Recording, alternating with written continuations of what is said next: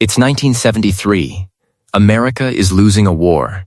Inflation is eating the middle class alive.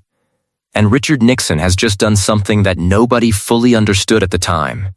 Something that economists still argue about today. He killed the gold standard. Every dollar in the world had been backed by gold sitting in a vault in Fort Knox. You could in theory walk up to the US government and say, "I have dollars. Give me gold."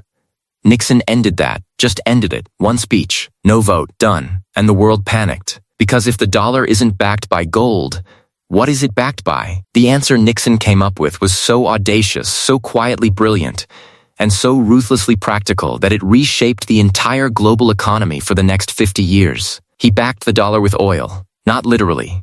Not the way gold worked, but effectively, yes. And the system he built? It's called the petrodollar.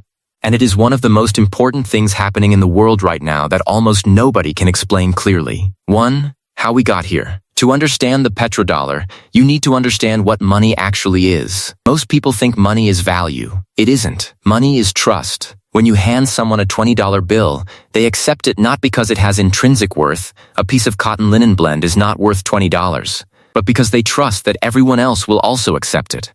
Money is a collective hallucination backed by institutional credibility.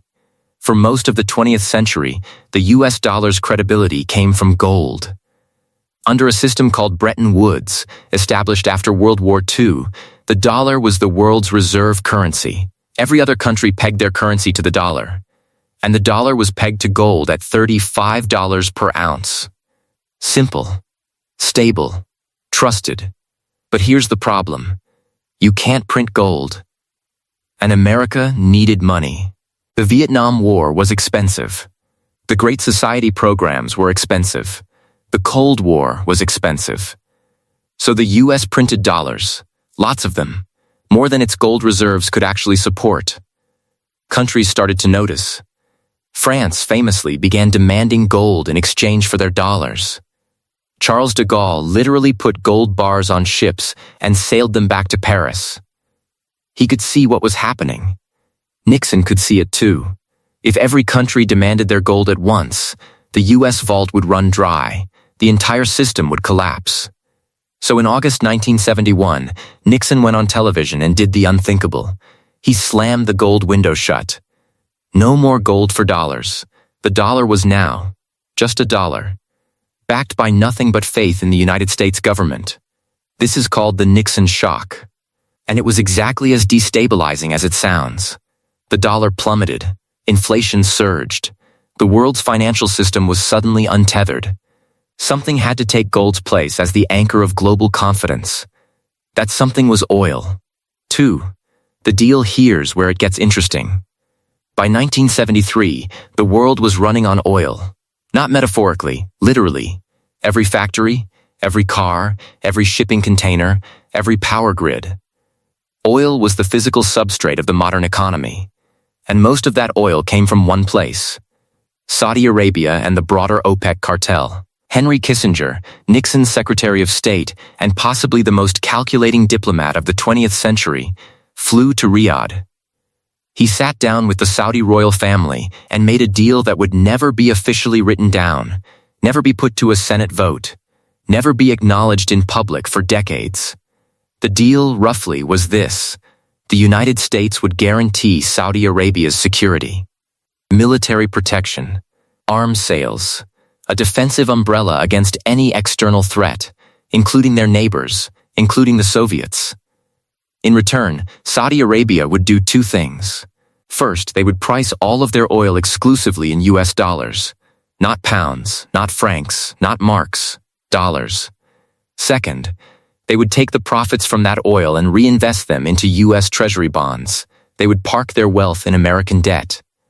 The other OPEC nations followed Saudi Arabia's lead. And just like that, the dollar had a new anchor. Not gold, oil. 3. Why this matters more than you think. Now here's where you have to slow down and actually think about the mechanics, because this is where most explanations lose people. Why does pricing oil in dollars give the dollar power? Simple. Every country in the world needs oil. China needs it. Germany needs it. Japan needs it. Brazil needs it. Even oil-producing countries need refined petroleum products they don't make themselves. And if oil can only be purchased in dollars, then every country in the world needs to hold dollars. Not to buy American products.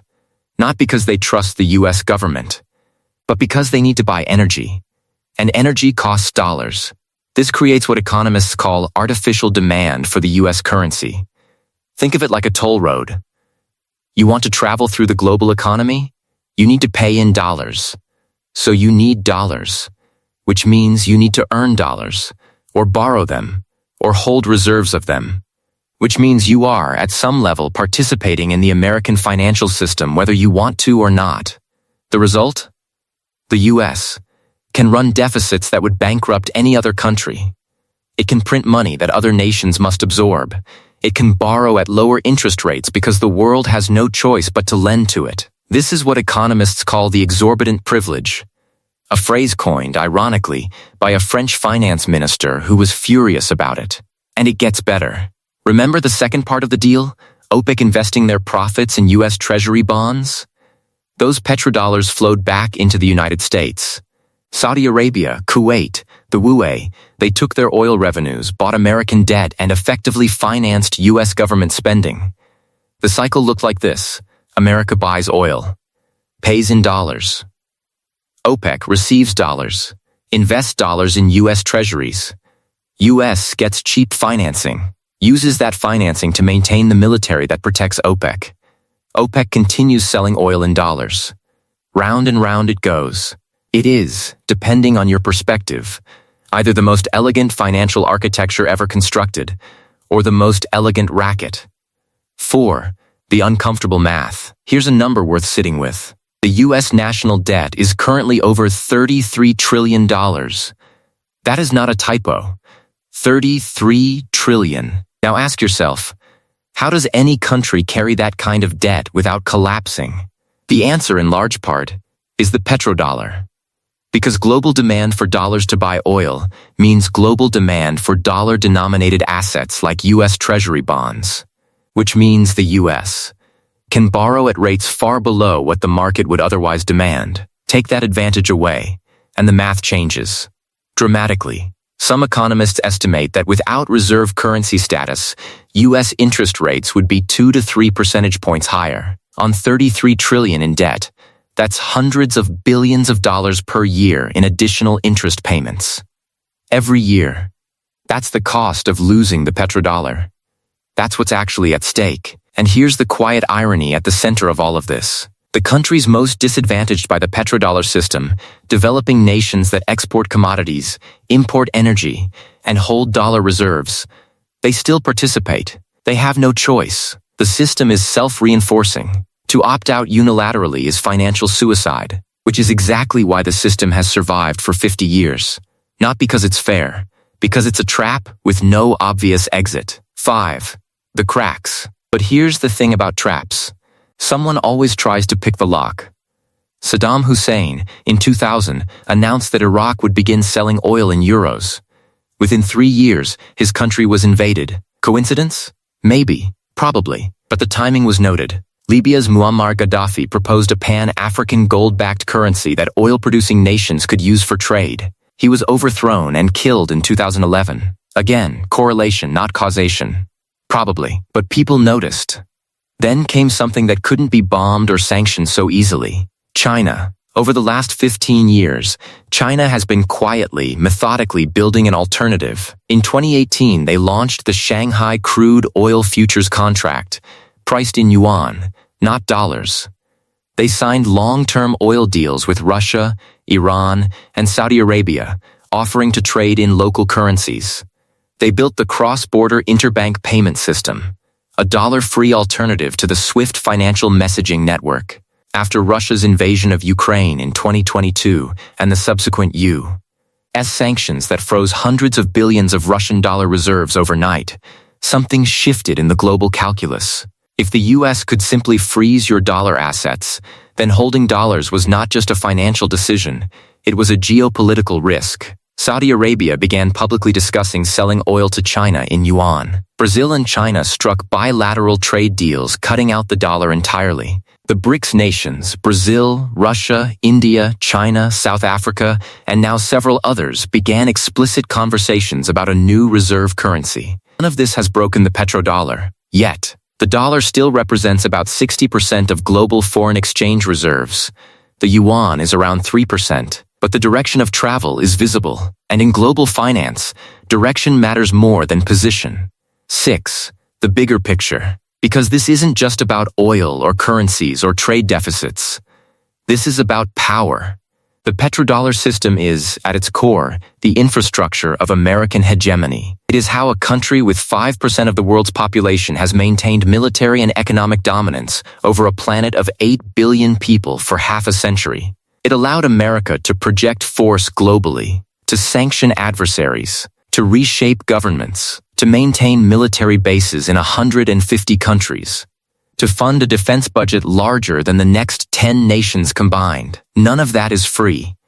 All of it was subsidized, quietly and structurally, by the rest of the world's need to hold dollars to buy oil. Now consider what happens if that changes. Not all at once, not in a dramatic collapse, but gradually. A percentage point of reserve share here, a bilateral yuan trade deal there, a BRICS payment system gaining traction, a Saudi prince giving an interview where he talks casually about currency diversification. Each of these things individually is manageable. Collectively, they represent the slow erosion of something that has never actually been tested in the modern era. Because here's what we don't know. We have never seen the world's reserve currency lose that status in real time. It has happened before, to the British pound, to the Dutch guilder before that, but under very different conditions. Slower economies, smaller financial systems, less interconnection. Today, the global financial system moves $40 trillion per day. The feedback loops are faster, the exposure larger, the potential shock more severe than anything history offers as a clean comparison. So here's where we land. The petrodollar is not a conspiracy. It's not a secret. It's just a system. One that was built in a desperate moment by pragmatic men who needed to solve a problem and solved it brilliantly, in ways they may not have fully anticipated. It created 50 years of dollar dominance. It financed the American century. It gave the global economy a common language. It also trapped developing nations in dollar debt. It gave the U.S. the ability to sanction any country that defied it. It created a world where American domestic monetary policy became everyone else's problem. And now, for the first time since 1974, that system is being seriously questioned, not just by academics, by governments, by central banks, by sovereign wealth funds quietly rebalancing their reserves. The petrodollar isn't dead, not even close. But for the first time in a long time, people are asking the question that couldn't really be asked before. What comes next? And no one, not the Federal Reserve, not the Saudi royals, not the economists at Goldman Sachs or the Politburo in Beijing, actually knows the answer, which means we are living through one of the most consequential economic transitions in modern history, quietly, in the background, while most people are focused on other things. Pay attention to this one.